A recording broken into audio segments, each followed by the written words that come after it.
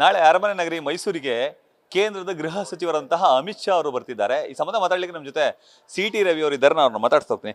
Sir, ನಾಳಿನ ಕಾರ್ಯಕ್ರಮಗಳು ನಾಳೆ ವಿಶೇಷವಾಗಿ ಸುತ್ತೂರು ಜಾತ್ರೆಯಲ್ಲಿ ಪಾಲ್ಗೊಳ್ತಾರೆ.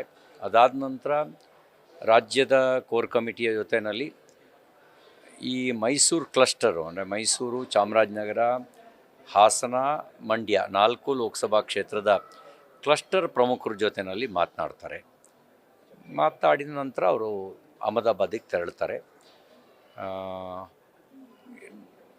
ಇದಿಷ್ಟೇ ಅವರು ಈಗ ನಿಗದಿಯಾಗಿರೋ ಕಾರ್ಯಕ್ರಮ. ಸರ್, ನಾಳಿನ ಒಂದು ಮೀಟಿಂಗಲ್ಲಿ ಸರ್, ಈ ಸೌತ್ ಕರ್ನಾಟಕ, ಆ ಮೈಸೂರು, ಮಂಡ್ಯ, ಚಾಮರಾಜನಗರ ಮತ್ತು ಮಡಿಕೇರಿ ಈ ಭಾಗದ್ದು ಲೋಕಸಭೆ ಟಿಕೆಟ್ ಹಂಚಿಕೆ ವಿಚಾರ ಚರ್ಚೆ ಆಗುತ್ತೆ ಅನ್ನೋ ಒಂದು ವಿಚಾರ. ಖಂಡಿತ ಆಗೋದಿಲ್ಲ.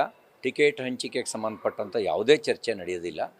28 ಲೋಕಸಭಾ ಕ್ಷೇತ್ರಗಳನ್ನು ಕರ್ನಾಟಕದ ದೃಷ್ಟಿಯಿಂದ ಗೆಲ್ಲೋದಕ್ಕೆ ಯಾವ ತಂತ್ರಗಾರಿಕೆ ಮಾಡ್ಬೋದು ಅನ್ನುವಂಥದ್ದು ಚರ್ಚೆ ಆಗ್ಬೋದು. ಅದು ಬಿಟ್ಟರೆ ಇನ್ಯಾವುದೇ ಚರ್ಚೆ, ಅಭ್ಯರ್ಥಿಗೆ ಸಂಬಂಧಪಟ್ಟಂಥ ಚರ್ಚೆ ನಾಳೆ ಆಗೋದಿಲ್ಲ. ಸರ್, ನಾಳಿನ ಚರ್ಚೆಯಲ್ಲಿ ಸರ್ ಪ್ರಮುಖವಾಗಿ ಕೇವಲ ಟಿಕೆಟ್ ಹಂಚಿಕೆ ಅಷ್ಟೇ ಅಲ್ಲಂತೆ, ಮುಂದಿನ ಲೋಕಸಭಾ ಚುನಾವಣೆಯಲ್ಲಿ ರಾಜ್ಯದಲ್ಲಿ ಹೇಗೆ 28 ಸ್ಥಾನ ಗೆಲ್ಲಬೇಕು ಅದಕ್ಕೆ ಸಂಬಂಧಪಟ್ಟಂತೆ ಪೂರಕವಾಗಿ ಒಂದಷ್ಟು ಚರ್ಚೆಗಳಾಗ್ತವೆ ನಾವು ವಿಚಾರ ಸರ್. ಅಲ್ಲಿ ಈಗ ಅವ್ರು ಬಂದ ನಂತರ ಅವ್ರ ಜೊತೆಯಲ್ಲಿ ಸಮಾಲೋಚನೆ ಆಗಬೇಕಾದ್ರೆ ಯಾವ್ಯಾವ ವಿಷಯಗಳು ಬರ್ತವೆ ಅನ್ನೋದನ್ನು ಈಗ ನಾನು ಇಲ್ಲಿ ಡಿಸ್ಕ್ಲೋಸ್ ಮಾಡೋಕ್ಕೆ ಬರಲ್ಲ. ಆದರೆ ನಮ್ಮ ಉದ್ದೇಶ ಇರತಕ್ಕಂಥದ್ದು 28 ಲೋಕಸಭಾ ಕ್ಷೇತ್ರಗಳನ್ನು ಗೆದ್ದು ಕೊಡಬೇಕು. ಜನ ಮೋದಿ ಅಂತಿದ್ದಾರೆ. ಮೋದಿಯವರು ಮತ್ತೊಮ್ಮೆ ಪ್ರಧಾನಿ ಆಗಬೇಕು ಅಂತ ಜನ ಬಯಸ್ತಾ ಇದ್ದಾರೆ.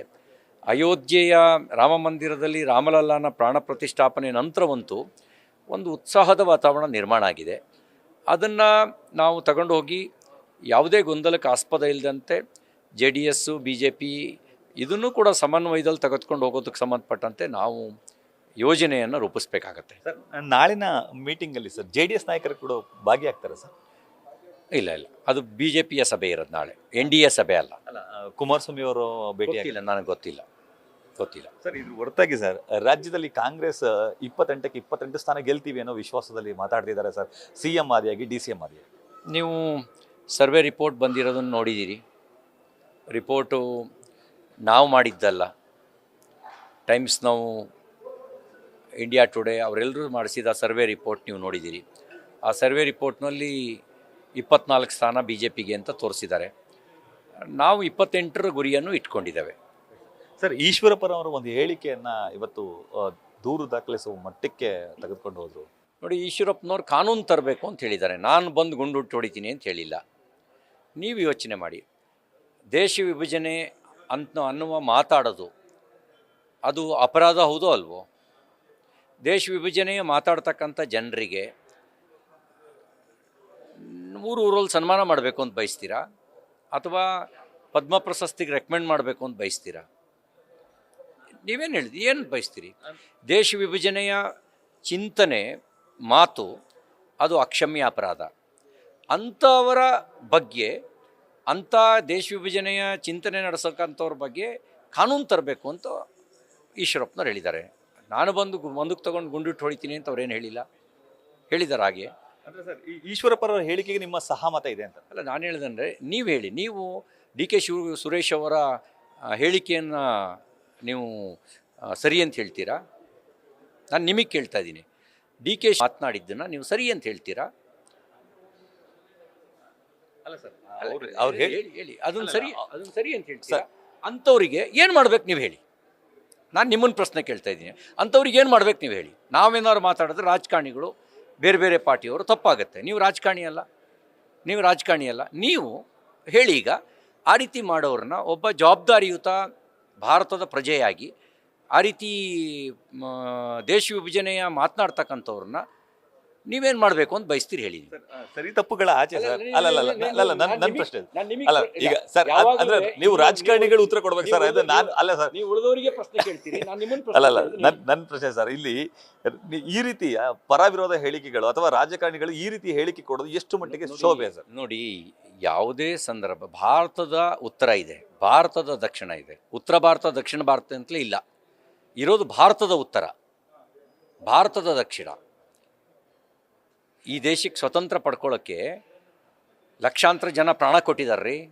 ಅವ್ರು ಒಂದೇ ಮಾತ್ರ ಭಾರತ್ ಮಾತಾ ಕಿ ಜೈ ಅಂಥೇಳಿ ಪ್ರಾಣ ಕೊಟ್ಟಿದ್ದಾರೆ.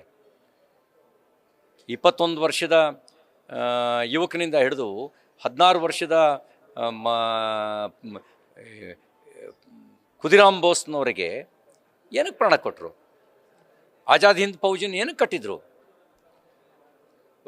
ಪುಕ್ಷಟೆ ಬಂದಿದ್ದಲ್ಲ ನಮಗೆ ಸ್ವತಂತ್ರ. ಕಾಂಗ್ರೆಸ್ ಅವ್ರು ಹೇಳೋದಂದ್ರೆ ಸ್ವತಂತ್ರ ಹೋರಾಟದಲ್ಲಿ ಬಿಜೆಪಿ ಅವ್ರ ಪಾತ್ರ ಏನೂ ಇಲ್ಲ ಅಂತ. BJP ಅವಾಗ ಹುಟ್ಟೇ ಇರಲಿಲ್ಲ. ಆದ್ರೆ ಒಂದು ಮಾತು ಹೇಳಕ್ಕೆ ಬಯಸ್ತೇನೆ, ಯಾವೊಬ್ಬ ಕಾಂಗ್ರೆಸ್ನೂ ಕಾಂಗ್ರೆಸ್ನವನು ಗಲ್ಲಿಗೆ ಇರಲಿಲ್ಲ.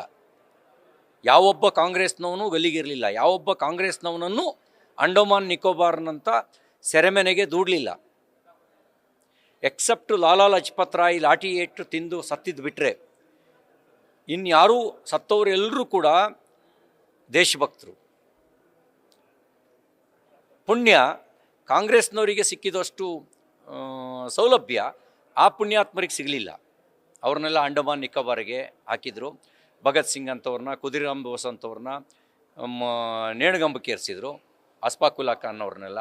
ಚಂದ್ರಶೇಖರ್ ಆಜಾದ್ ಹೋರಾಡ್ತಾನೆ ಸತ್ತೋದ್ರು.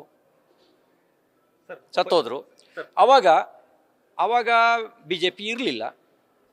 ಈಗ ಸಿ ಟಿ ರವಿ ಏನು ಹೋರಾಟ ಮಾಡಿದ್ನ ಅನ್ನೋ ನಾನು ಹುಟ್ಟೇ ಇರಲಿಲ್ಲ. ಈಗ ನಾವು ಅದೇ ಪ್ರಶ್ನೆ ಕೇಳ್ಬೋದಲ್ಲ, ನಾಳೆ ಮುಂದಿನ ಪೀಳಿಗೆ ಕೇಳ್ಬೋದು, ಯಾವ ಕಾಂಗ್ರೆಸ್ನವನು ರಾಮ ಮಂದಿರ ನಿರ್ಮಾಣಕ್ಕಾಗಿ ಹೋರಾಟ ಮಾಡಿದ್ದಾನೆ, ನಾನು ಒಂದು ಹಿಂದೂ ಅಂತ ಹೇಳ್ಕೊಳ್ತೀರಿ, ನೀವು ನಿಮ್ಮ ಯೋಗ್ಯತೆಗೆ ನೀವು ಹೋರಾಟದಲ್ಲಿ ಭಾಗವಹಿಸಿದ್ರಾ ಅಂತ ಕೇಳಿದ್ರೆ ಅವ್ರೇನು ಹೇಳ್ತಾರೆ? ಅವ್ರು ಎಕ್ಸಿಸ್ಟಿಂಗ್ ಇದ್ದರು. ನೀವು ಕೇಳಿ, ಇದೇ ಪ್ರಶ್ನೆನ ಕೇಳಿ. ಈಗ ವರ್ತಮಾನದಲ್ಲಿ ನಡೆದ ಘಟನೆಗಳು, ಯಾರು ಆ ಹೋರಾಟದಲ್ಲಿ ಭಾಗವಹಿಸಿ ಬೆಂಬಲಿಸಿ ನಾವು ಇದ್ದೀವಿ, ನಾವು ಹಿಂದೂಗಳು, ರಾಮ ಮಂದಿರ ನಿರ್ಮಾಣ ಆಗಬೇಕು ಅಂತ ಹೋರಾಟ ಸಂದರ್ಭದಲ್ಲಿ ಹೇಳಿಲ್ಲ. ಸರ್ ಫೈನಲಿ ಸರ್, ಲೋಕಸಭಾ ಚುನಾವಣೆಗೆ ನೀವು ಟಿಕೆಟ್ ಆಕಾಂಕ್ಷಿನ ಯಾವ ಕ್ಷೇತ್ರದಿಂದ? ನಾನು ಯಾವ ಟಿಕೆಟ್ನ ಆಕಾಂಕ್ಷಿಯೂ ಅಲ್ಲ. ನನ್ನ ಬಗ್ಗೆ ನಿರ್ಣಯ ಮಾಡಬೇಕಾಗಿರೋದು ಪಾರ್ಟಿ. ನಾನು 95ರ ನಂತರ ನಾನೇನಾಗಬೇಕು ಅನ್ನೋದನ್ನು ಆಸೆಯನ್ನು ಎಲ್ಲೂ ವ್ಯಕ್ತಪಡಿಸಿಲ್ಲ, ಎಲ್ಲೂ ಕೇಳಿಲ್ಲ. ನನ್ನ ಬಗ್ಗೆ ಪಾರ್ಟಿ ನಿರ್ಣಯ. ಒಂದು ವೇಳೆ ಪಕ್ಷ ಬಯಸಿದ್ರೆ ಸರ್ ಸ್ಪರ್ಧೆ, ಹೈಪೋಥೆಟಿಕಲ್ ಪ್ರಶ್ನೆಗಳಿಗೆ ನನ್ನಂಥವ್ರು ಉತ್ತರಿಸಬಾರ್ದು.